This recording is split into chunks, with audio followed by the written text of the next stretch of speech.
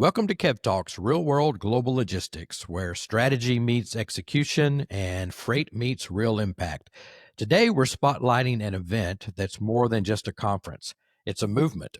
We're talking about the Consumer Impact Summit happening September 16th through the 18th in Bentonville, Arkansas, a town that's become a hub for global retail and consumer innovation. This isn't your typical industry event. The summit brings together purpose-driven brands, retailers, investors, and service providers who are serious about building businesses that do good without losing focus on growth or performance. So what's a theme? Blending business and social impact. This is where sustainability meets scale, where ethical products go mainstream, and where logistics folks like us can help make it all happen. And let's be honest, if you're in logistics, supply chain, or trade space, this is where you want to be. These brands are scaling fast, and they need real partners who understand global movement, compliance, and visibility from factory floor to retail shelf. And whether you're an impact-focused startup, a retailer looking to expand your shelf with mission-aligned goods, or a logistics pro ready to support the next wave of commerce, Consumer Impact Summit 2025 is for you. So stick around as we talk to one of the event organizers, Brian Welch, about what's in store and why this year's summit could change the way we think about doing business. Let's get to it. So, Brian, with this being Real World Global Logistics podcast, for those in logistics, trade, compliance, what do you see as the value in attending or connecting with the Consumer Impact Summit brands? Logistics, one of our biggest sponsors is a logistics company, RGW, and logistics touches on half of the presentations that are going to take place. Supply chain is a huge issue for the companies in the purpose-driven business space. Hard to measure, hard to track, hard to control. And, it's professionals like the people in your audience that allow companies of all sizes to engage with logistics and with supply chain issues in constructive ways. Of all of the realms of business, I think probably the most relevant one of all is logistics and supply chain. And of course, data management, which is part of the family as well. I think I'd love to have a huge percentage of the audience come from your community of logistics professionals. Yeah. So where can people learn more, register, and how can interested companies or individuals get involved? Well, the consumerimpactsummit.com is the website, and you can register on the website. It has a complete and current list of speakers and presentations and sponsors. If you're interested in being involved as a sponsor, you can reach me through the website. If you're interested in being a speaker, you can reach us through the website. And any question you might have, there's a contact button on the website. It's the easiest way to get to us. And we look forward to hearing from people. Thank you guys very much. Very generous, and it was fun to be with you. Thanks, Brian.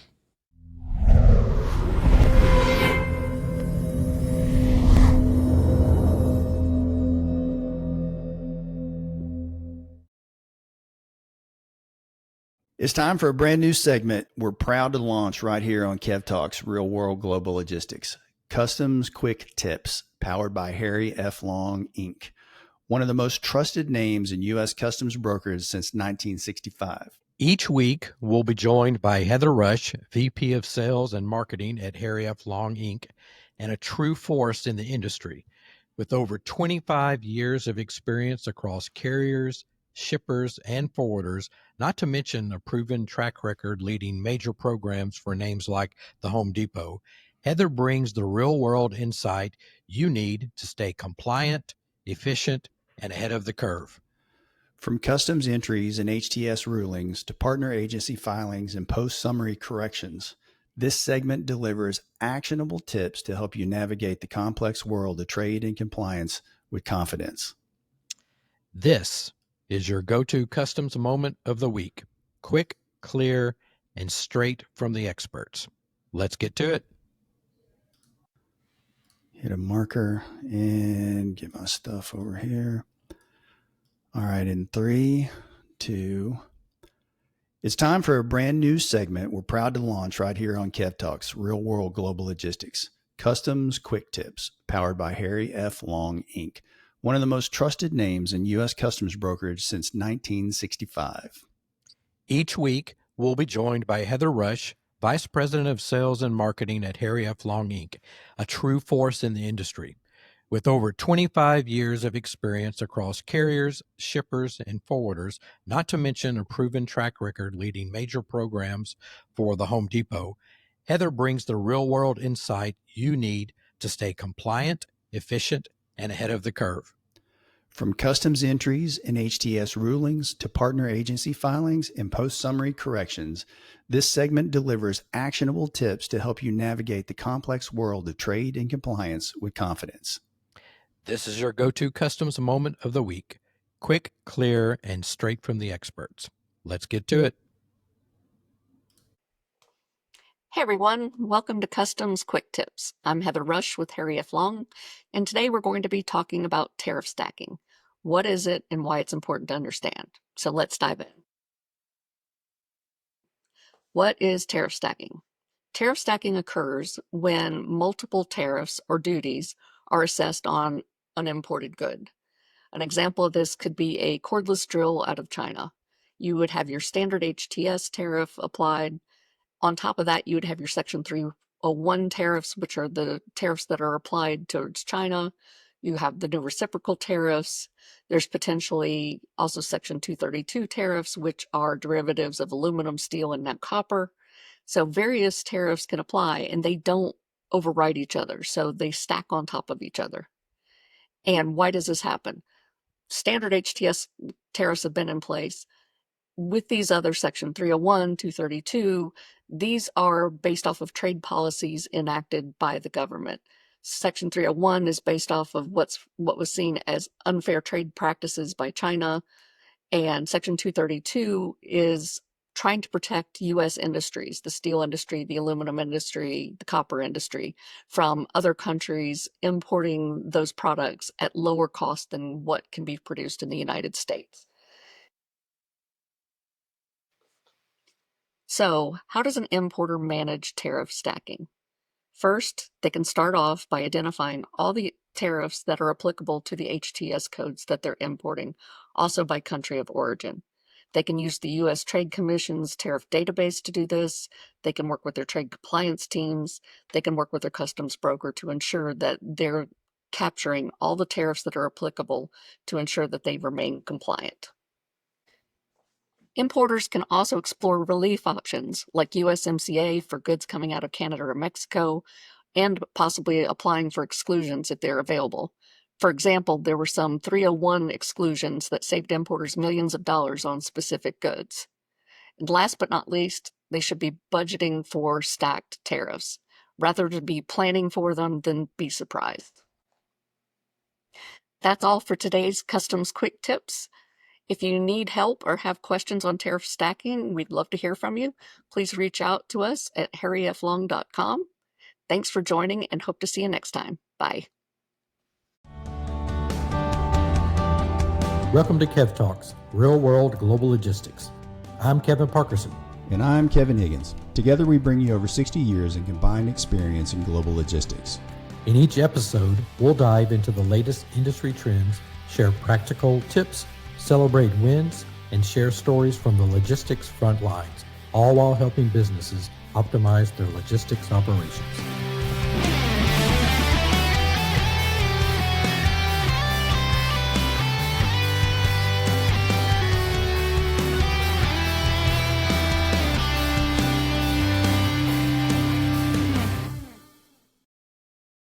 Hey, today on Kev Talks Real World Global Logistics, I'm excited to welcome Chris Chase, the Assistant Director of Marketing at the Port of Los Angeles. With over 24 years of experience at one of the busiest and most influential ports in the world, Chris brings a deep understanding of the ever-changing landscape of global trade and port operations. From his early days in business development to now leading marketing efforts, Chris has witnessed firsthand how shifting trade policies, tariffs, and market dynamics impact import and export volumes, supply chains, and the broader economy. In this episode, we'll dive into the challenges and opportunities facing the Port of Los Angeles today. We'll explore how they navigate trade uncertainty and get Chris's insights on the future of the U.S. ports in a global marketplace. Let's get into it. All right, Chris, welcome. Kevin, happy to be here. Yeah, glad to have you, man. Yeah, glad great. to have you. Appreciate it. I know you're a busy guy. It took us a while to get you because you're so busy, but it's awesome that we have you. But we have, like I said earlier, let's get into it. I have tons of questions. So, I'll kind of start it off with, you've seen just about every supply chain disruption known to man at this point, Chris, in your 24 years. So Yep. what's harder to manage, container congestion or media interviews during peak season? Well, my fearless big leader does most of the media stuff, so we'll keep that with him. But you're right. And the 20 some odd years we've been doing this, there's been a lot of disruptions, a lot of craziness, and a couple that no one had ever thought of on top of that. But it's what keeps us all going, right? It's a big long supply chain, and there's always something, and that's why we all stick around and do this, because it's very interesting and it's very dynamic, and you're getting something done, and that's the most exciting part of all of this. Yeah, some of the things that have changed. I'm just sitting here looking at that giant ship that's over your shoulder, right? In just the past 24 years, I mean, think about, where were we? Maybe 7,000 TEU, 8,000 TEU, and now we're bringing in ships that take dang near a week to work, right? Right. And the one behind me is 15.5, so that's one of the bigger ones we see. So, that's probably one of the big things is, you used to have cargo shipments coming in a day or two in port, you're offloading the ship and it's on its way. Yeah, most of these big ships like the one behind me, it's here for 6 days, two shifts, 6 days. But the flip side is you're doing something different here than a lot of other places around the world. Is the ship behind me is almost entirely discharged here in Los Angeles and loaded back, and that's very unique in the world, that you have that kind of high volume in one spot. Ourselves, Long Beach, and New York, we all face this issue more so than other people. Is you're taking the ship, turning it out, dumping it, and then refilling it, and that's has the impact of why we're having these discussions, right? Because you have 8,000 containers coming off one ship in a couple of days. Then you got to load those back, and you got to get them out in the street or on the rail, wherever you're going. And and you're doing that 10, 12, 15, 20 times a week. It adds up. And that's really where we see a lot of these, disruptions that we've seen, is because you're just dealing with volume levels that are very, very hard to manage if something goes wrong. Yeah, it's fascinating. So Chris, speaking of size, in a way, the Port of LA handles, I think, approximately 20% of all U.S. imports, which is pretty impressive. But the real question is, how do you explain that at a dinner party without putting people to sleep? That is a hard part. You're right. That is the discussion point. The simple math of it is, what? There's two things that drive a lot of volume, and you guys know that from your history, right? It is closeness to your origin point and the volume of people that you have. And we have both of those here in Southern California. We're close to Asia, just a two-week journey for the most part, 2 to 3 weeks, versus 5-6 weeks to the East Coast. And then you have second largest population base. And if you start stretching ours a little bit, you're bigger than the tri-state area in New York and New Jersey and Connecticut. You really have that volume, and it drives a lot of consumer spending. And that's what really, at the end of the day, that's what we are supporting, is consumer spending. And that piece of it really drives that going forward. And, in the dinner party scenario, you try to think about, okay, what did you buy this week? What are you wearing? How did it get here? That's the questions. And, for most people, a majority of that is coming on a ship. Yeah. So I think the Port of LA has got a unique, kind of front row seat to this global trade. From your perspective, what's the mood like right now on the docks and kind of in the boardroom? This is late July, when we're recording this. What's the vibe? What's the mood? Unfortunately, the word that we've all been using and everybody's been using is uncertainty, and that's the word we're still using. It's just, we don't know. We are in the midst of what we think is the peak season, and we're going to start seeing the end of that peak season in the next couple of weeks. July for us, we haven't, this is late July. We haven't seen all the ships for the month come in yet, but this could be a huge month for us, like one of the biggest months we've ever seen in the port. And whereas August is looking pretty good now, right? First part of August especially is looking good. Basically, beyond that, there's a lot of question marks. And traditionally, that is our, September, October, our peak shipping months.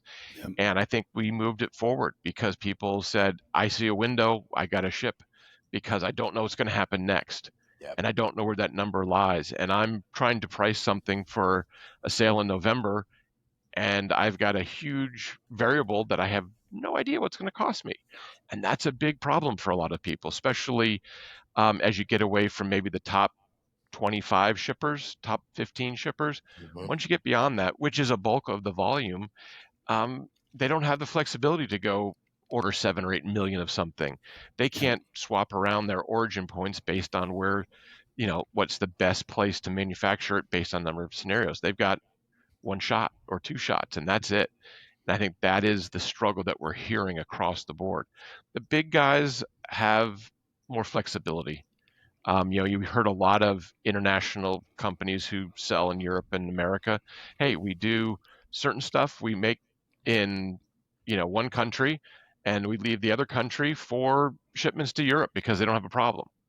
But we'll pick the cheapest one or the most cost-effective movement for the U.S. And I think it's those decisions, and that is, how do we keep doing this every week? And there's some people who are saying, I can't do this every week. Yeah. We got to just suck it up and do what's best as we can, kind of let the chips fall where they may. We're going to take a little hit here, potentially, but now we're at the end of July and we're seeing some things come to fruition, but we're seeing a lot of stuff 15 to 20% tariffs. And I've heard a lot of people in our discussions is, great, just give me a number I can work with. Yeah. Give me a number that I know in 6 months will be within that margin of error. And that's really the feeling that we're getting from a lot of people is, I just need to know a little bit of certainty, just a little bit more than I have today. Yeah. And I can make a decision on how to move stuff. Yeah. Well, I definitely want to get into a little bit more details around the tariff discussion and everything that you just said. But we've heard a lot this year about labor negotiations and tariff uncertainty, and when you mentioned before, shifting kind of volumes. What's something you think isn't getting enough attention in port discussions right now? Oh, great question. Well, I think for a lot of us, and it's the schedule reliability of the ships. Okay. For the last 5 years, it's been really hard. We're a little bit lucky here in the sense that we have quite a bit of capacity in terms of piers, and we can, we don't have the Singapore 1,000 ships a day showing up. We have a pretty good cadence, 80 to 100 container ships a month for Los Angeles, about the same for Long Beach, plenty of capacity to do it. But what we do run into is when the ships are days / can be a week off schedule. So this week we have one service not calling. Next week we have 2 of those ships calling. How do we manage it? And that's always the tough part.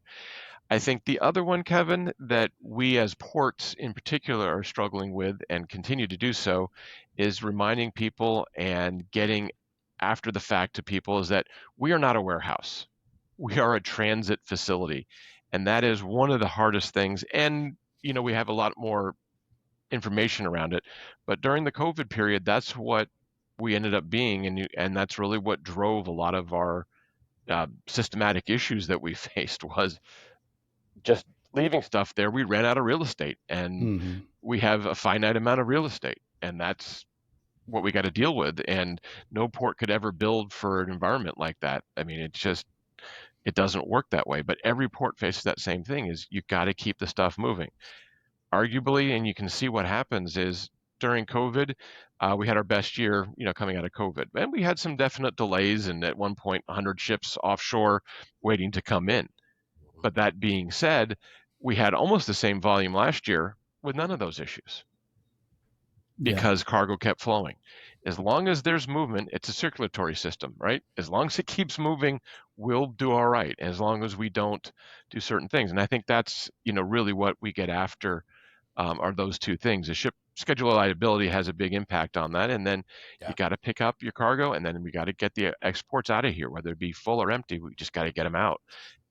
Recycle that land, constant land movement, and that's a big part of it. Same way you run a warehouse, right? Same thing. Yeah. Got to keep it moving.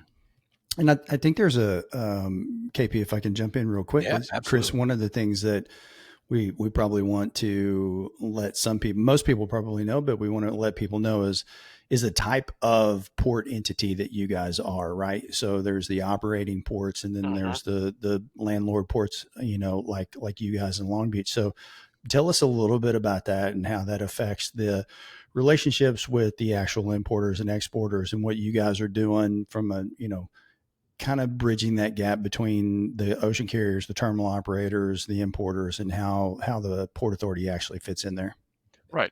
We are a landlord, ourselves, Long Beach, most of the West Coast ports, the Northeast ports, New York, New Jersey, we're landlords. So we're leasing our property out to people who actually load and unload the ships. So we do not have a direct relationship with the cargo owners, for example.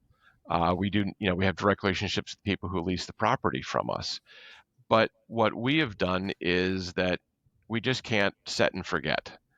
That's going to get us all in trouble, because there's so many moving parts. And, one shipping line has a philosophy, another one has one slightly different. Like you said, we need to be the bridge. We need to connect all the parties.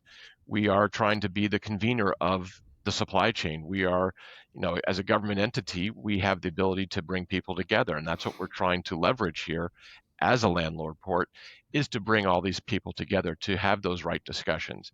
And to, obviously people are looking at a very, very, very day-to-day transactional basis, get a container on, get a container off, whatever we need to do, get it out on the street. But how do you look at a bigger holistic picture? How do you, share your volume amongst many carriers or many terminals, and how does that work? And then, we do it and also offer it up. And what we've done in years past is to be kind of a neutral party in this. You have your financial arrangement with a given carrier, but we can bridge all that, and we can be kind of your trucker's telling you one thing, the terminal's telling you another.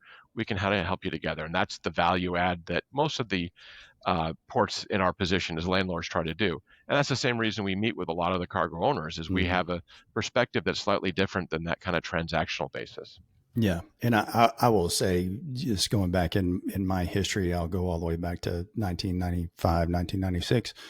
We worked really closely with you guys, with the Port of LA and the Port of Long Beach. They were two of the first ports to really come on and say, okay, let's have a peak season meeting where we'll convene all of the appropriate parties. And KP, you were a part of those in the later years, right?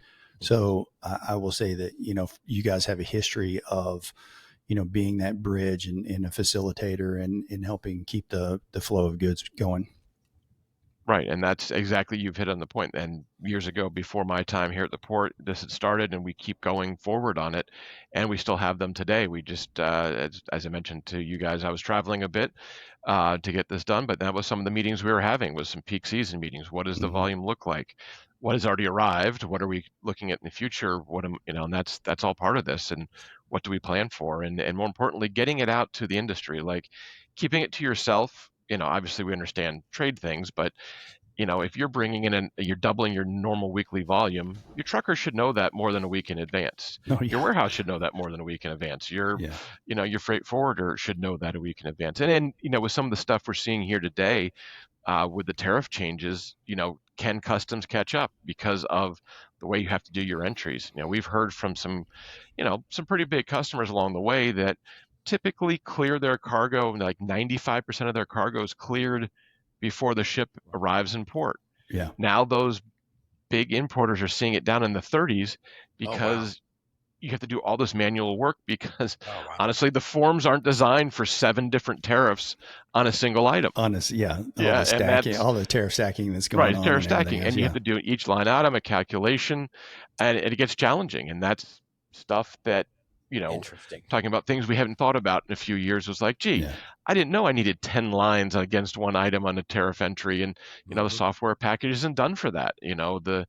The the creation of doing this in an automated, to a certain degree, an automated manifest situation, it's back to manual, and that's tough, and it's a learning curve. So it's there. Those are the factors out there, but that's why we go and do this, right? We need to have people talking about this. We need to have an understanding of all the intricacies that go on there. And it's it's not obviously just for us on the ship side. I mean, no, the air freight's the same way. They're still struggling with the same thing. We just have a volume situation here where it's a big part of what we do. And then the origin point makes a big difference. And how much is from that origin, or how much is assembled somewhere else? What's the ultimate source of the components that make up that item? And that's all plays into this, that makes it very, very complex. And more so than I wanted to know more than 6 months ago about a lot of this. This is all, for a guy, for like us who've been around a while, this is new. This is an old dog learning new tricks, and that's definitely not what you want. I know. Yeah, it's a chore. So Chris, just about everything that we've talked about thus far has been about bringing cargo in, imports. How has the export side of the business been impacted? Well, like everything else, when you have tariffs and the reciprocals and everything else, it's a challenge. We have seen a downturn in the exports, which is very unfortunate. As some of these trade negotiations get going, we think a lot of that will come back. We're heading into a big citrus season, which is big here in Southern California still.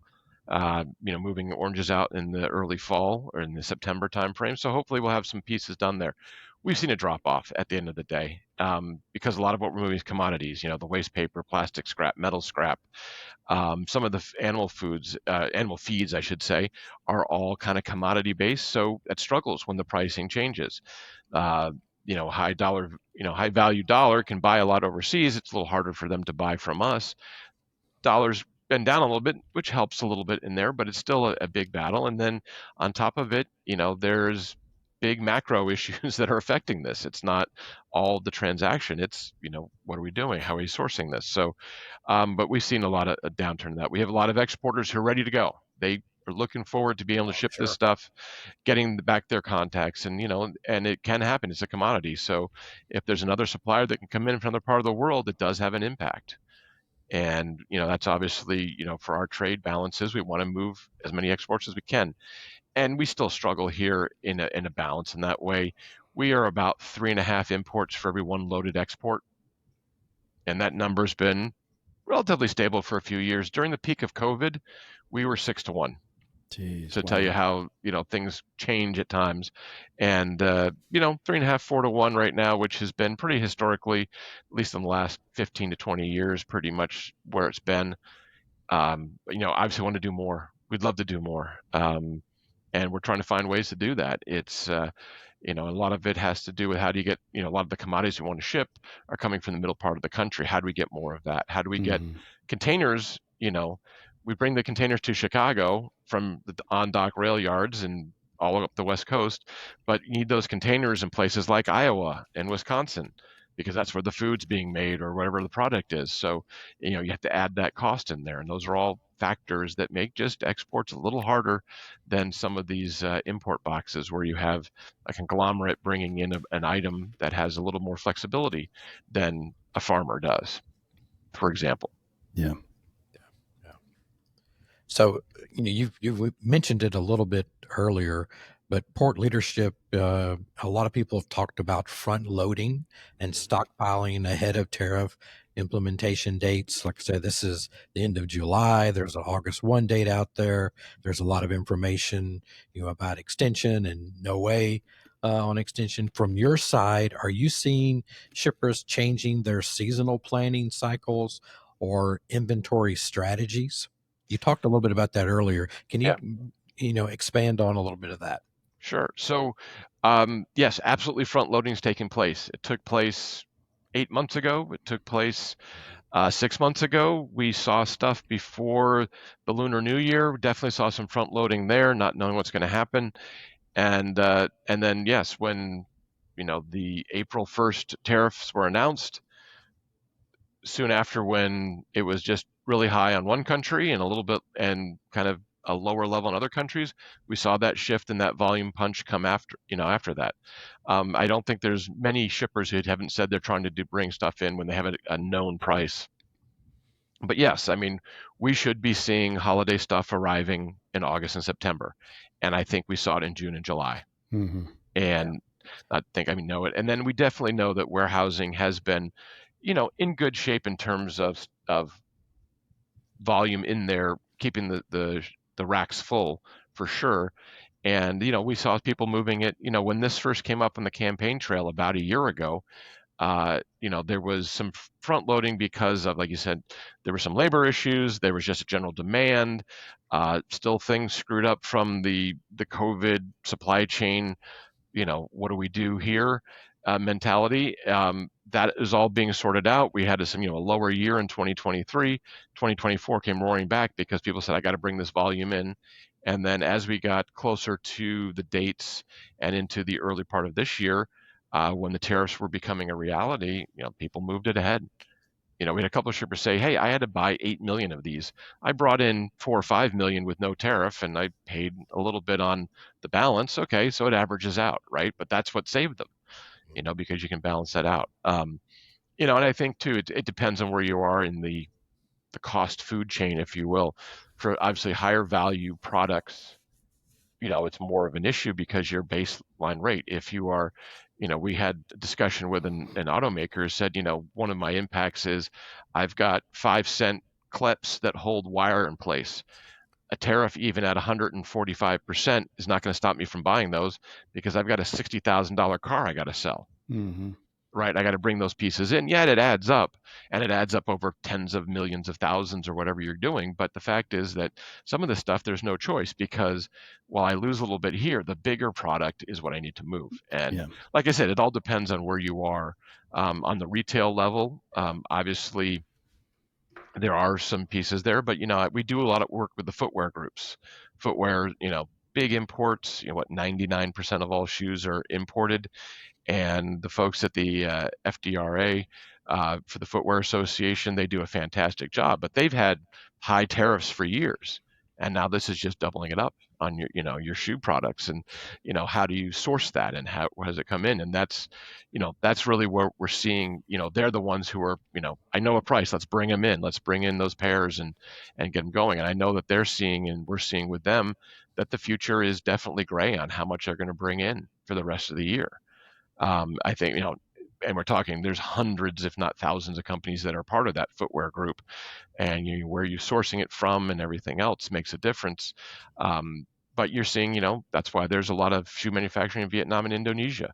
And it's been going on for the last decade, is because that's the source where you can assemble these shoes and get product that has different impacts as you assemble them. But that's what we're hearing a lot of our customer base is going after. It's like, where do we make this? How do we make it? And let's bring as much as we can when we know the price. And that's what they've done. Yeah. Yeah. So do you think this latest surge of cargo will be followed by another sharp drop? And, like what we've seen in previous cycles? And more importantly, how do you prepare partners for those type fluctuations? Well, the tough part is the last part. How do you prepare people for stuff you just don't know the answer on? Yep. And I think we've been out there saying, hey, whenever you have these ups, there's a corresponding down, and you got to be prepared for it. I think where it's more of an effect is obviously on our hourly labor components. The longshoremen, they have great times right now. There's a lot of, we're seeing tons and tons of work being done. Any casual can easily get out.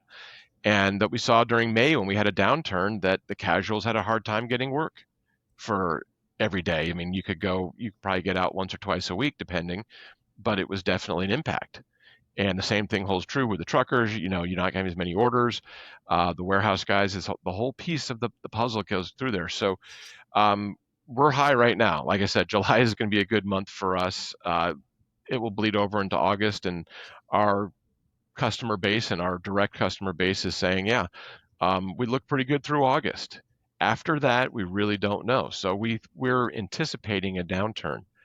I think on the macro level, at the end of the year, when this is all said and done, we had our second best year ever in 2024. We'll probably be down high single digits. Okay. Let's just say 10% for sake of easy math. Mm-hmm. It seems likely. Now, It's a little bit harder now because, we're doing really well. So our numbers are looking pretty good compared to last year. But last year, starting in July, we had the rocket ship that we were on last year of just Yeah. 8 months of record-setting numbers. So we don't think that's going to hold true. So our September numbers, October numbers year over year could be a bit of a challenge, and we think there could be quite a bit of difference in that volume. And I think one of the ways we tell, and it's if you have the ability to do it, you check the vessel schedules, right? We check what the far-reaching schedules are. We keep track of the blanked sailings and the extra loaders. And we had I don't know if we had any blanks. We might have had one or two in August or July, I'm sorry, but we had, I don't know, at least a half dozen, if not more, extra loaders come through. Normally we would see that, in October, but we're seeing them now. We've had some new services come online. We're hearing that a lot of them aren't going to stick around past September. So, there's all those things are changing. But part of the idea behind what you're saying is, how do you prepare everybody for it? It's letting everybody know this information. It's doing what we're doing right now. It is talking to our people, and it's still, the supply chain is still a people business. We still have to talk to folks, and you let them know. And that's been our philosophy. We're going to let you know every piece of information that we have that will help you. We don't want to hold anything back if we don't have to. Hey, there'll be more. I can tell you right now, there's going to be more blank sailings in the future. Plan for it, right? We're giving you the tools, hopefully, to make that better decision or to plan for it. How do you talk to the guys about not getting as many hours? That's a hard one. I mean, if you're a trucker, you got to, again, it's planning for it. What other things can you do? Can you do some more, inter-warehousing moves for somebody? Can you, move away, the dray haul guys? You got to take a look at that. Opportunity to take a vacation. Spend some of that money, right? You're working extra shifts all through July. Let's take a look then. Not a great solution, but it's all part of that. But everybody knows that going in, and everybody knows that at this point, and we're trying to let everybody know it's going to be a roller coaster. We're going to have ups and downs.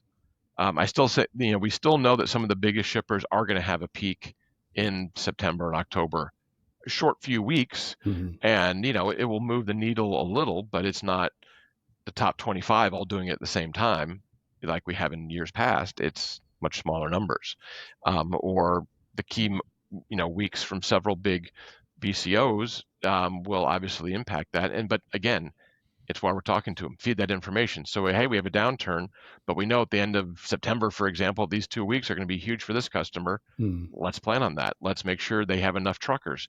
Can you sublet that trucking to somebody else so you don't have a delay in your imports, but you have that flow coming through? Or great, hopefully on the export side, we got enough people moving down saying, hey, yeah, this numbers are working out. Let's move these exports out. And that's what we're looking for. But again, we are concerned that, we're going to see some roller coaster for the rest of the year. And you guys do a great job of, communicating that out and making that information accessible to, to everybody. I'm sitting here looking at, at Signal right now. So, take a look at, like you guys are up, port volumes up 23.16% this week over last week, and 36% over last year. And then next week is looking to be a little bit down, and the week after that's looking to be a little bit up. So I think, being transparent with this type of data is amazing. And it allows, a lot of us just to keep our finger on the pulse as well. Right. And then the Signal's been a fantastic product for us that we've been able to work with the folks at Wabtec, because it's exactly that. I mean, I can look at it every morning myself. Yeah. I tend to actually, Wednesdays and Thursdays are usually the days I look at the most, because you have a lot of the ships have left Asia at that point. So I feel the numbers, because it's actual loads. I mean, the Signal's only data that has been manifested to customs. Right. So it's not theoretical. It's real stuff moving. And, there is a lot of change because ships roll from week to week, but that's what we got to keep our eye on. Right. But what we're trying to say is, here's 3 weeks out. Start making decisions. Look, you can see how things are happening. And when you see it go up and down, it's going to happen. It gets a little crazy, focus on 1 week, but you start averaging it out and going, okay, I can see where we are. We're at a better note. And I can tell you, for us, when we have more than 100,000 TEUs of imports on that weekly chart, we wanted over 100,000. Yeah. because that keeps us in the areas we want to be as a port for our future developments, for our, our financial, basically keeps us at a level over 800,000 TEUs a month is where we want to be. You start getting 110, 120, you get into the 900,000s, which makes us very excited because those are good months for us, really good months. So And my Chris, neighbors are the same way. Yeah. oh yeah. So what kind of advice, let's put yourself in the shoes of a logistics professional at a BCO. What kind of advice would you give them to navigate all these uncertainties of tariffs and trade policy shifts? Based on what you know from your perspective, what advice would you give them? For there aren't as many sitting here in Southern California. Make sure you're out here visiting your providers in person. And we like to say you have your carrier people, but know the people out here on the West Coast. And more importantly, you're going with one carrier, but of course we're all sharing ships. So you could be going to 4 or 5 different terminals. Yep. Know your terminal people. A lot of terminals have customer service. They have business outreach people who are designed to work with the BCO. You want to know somebody here on the ground. And I think that's the important part. Obviously, you deal with your truckers, but getting out here, seeing people. We actually got away from a bit during COVID for obvious reasons, but and I think there's been a lot of turnover. So a lot of the newer people in the business moving up, they need to know everybody out here. You need to be able to pick up a phone and call somebody and say, I've got a problem. And that's part of what we try to offer too. Is like, the port guys, whether it be for myself, people in the Pacific Northwest, Pacific Southwest, we're here to do that. And my counterparts, we're all trying to do the same thing. We obviously are, trying to get more volume at the end of the day, but our value is making sure cargo moves. And, for us here, it's moving through our gateway. A wholesale shift to another gateway is a bigger cost to us than a couple boxes here and there. And that's what we're trying to do here. So getting in touch with the folks that are sitting there making these decisions, know the marketplace. And the fact is that we're different than Savannah, we're different than New York, and we're different, but they're all different. We have a lot of politicians who go up to Baltimore, which is, obviously a great spot, and dealt with a very, very hard year with their bridge situation. But that's a port that operates differently than we do, and the volume flows and the type of activities, they're moving containers, but it's different. And I think that's the key. As you're looking at your key gateways, you should know your players in those locations, and that's what we always tell the people who are running the shows at these different the BCOs is got to know your people out here, and we're happy to introduce them. And you'll have people you get along with well, and you have people you don't, and but that's going to make your decision. And that's what we're trying to offer up here, is saying, there's 12 container terminals operating here in Southern California. You're going to use a bunch of them. You should know these people, and they can probably help you out. Yeah. Great advice. And Higgins, that falls under the category of relationships that that drum that we beat on every episode of how important the relationships are. So Chris, I think that is sound advice. I've been I and the companies that I've worked for in the past have been beneficiaries of exactly what you described. And getting out in the market, having representation in the market, getting out in the market, meeting the people, the doers, the service providers who are helping you every day to move that cargo in and out of the port is ultra important, and you can't be successful without it. So, fostering those relationships, investing in those relationships, understanding the role that they play and how important they are is ultra, ultra valuable.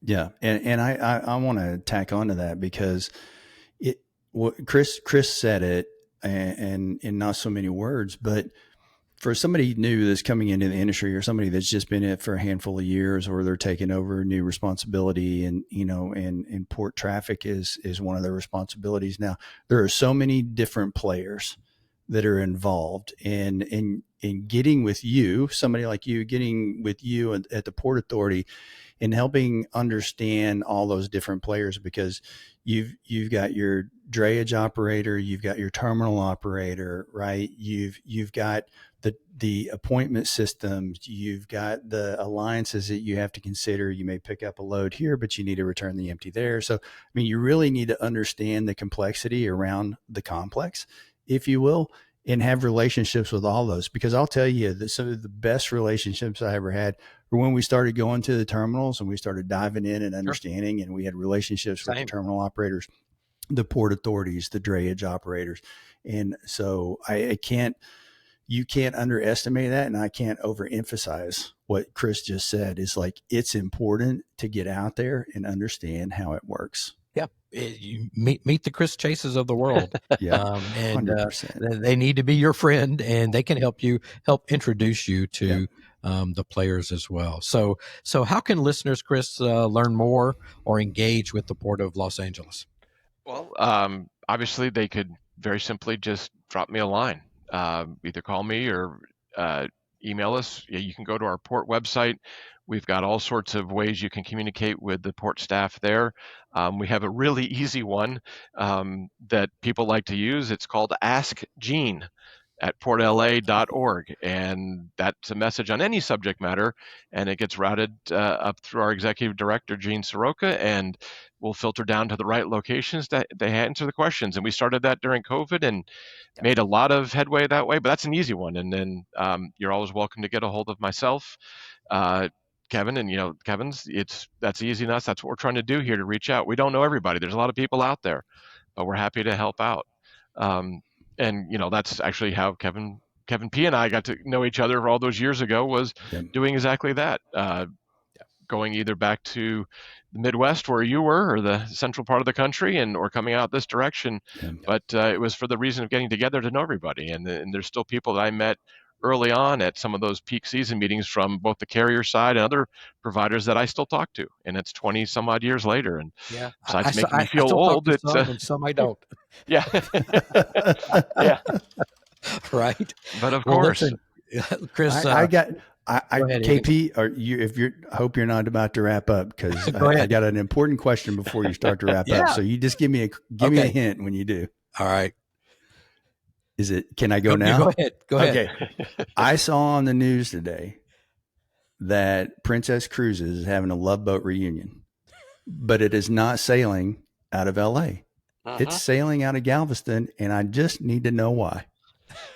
Well, they've done some in the past. I have been honored enough to actually I met Captain Stubing a couple of times. Right on. There, I've met Jill Wheeland a couple of times when she's been on. I don't think I've met Gopher. I don't think I got, but they've had a few out of LA. I think it's sharing the wealth, if you will. And I saw the note, and I don't remember which ship it is, but they have some newer hardware down there, so it might be doing it on one of their newer ships, or to a place they haven't been to before. But they've done their bit here in LA, and I was sorry to see it not in LA too, because it's fun to have them around. But it's it's a good one. But Princess is a great customer of ours. They've been a customer of ours for 50 years, so we're very excited about Princess. But one thing I just want to mention to you guys, so we were talking a lot about containers, but impact of tariffs. I just was thinking of this as you mentioned it. Flip side's been, our cruise business has actually been great. We're actually on a record setting here for our cruise, so we're excited about that. Thanks to Princess and Royal Caribbean and Norwegian Cruise Line, we're doing really well. But one of the things that we've seen a big drop in is the finished automobiles. You talk about consumer goods. We handle finished automobiles, not a huge number like some other ports do, but we handle a decent number.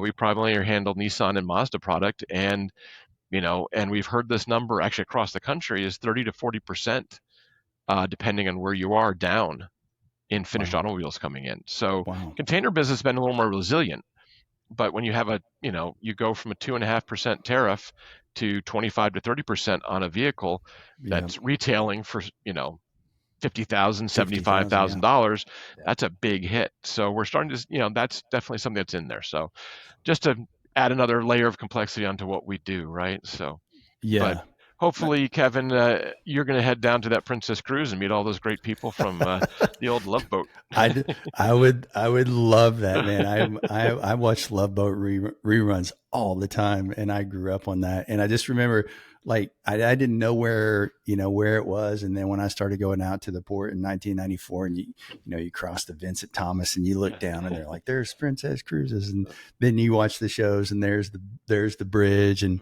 you see what the container terminals look like in the 70s, and now you look at it and you're like, it's not even the same. So not even the same. Yeah. Even love going it. back to when you started in the late 80s, the Lethal Weapon 2 filmed at Yeah. Evergreen's terminal, what eventually became Evergreen's terminal. Wasn't Yeah. They were in one section. We actually got into that, but that was small, and that was what, 89, 90, right around that time frame for Lethal Weapon 2. Right around that time frame. Pretty And it small. just watching all the movies, and you could watch 21 Jump Street, and it says they're in Miami, but they're at the Evergreen terminal, or you see where everybody's at. And I love watching TV and seeing the port complexes show up, and especially that iconic bridge that you go across, and it's just absolutely fantastic. Yeah, a lot of work related to that. That's all good stuff. So yeah. Higgins, I'm just impressed that you watched the news. You said you heard this on the news. This morning. Yeah.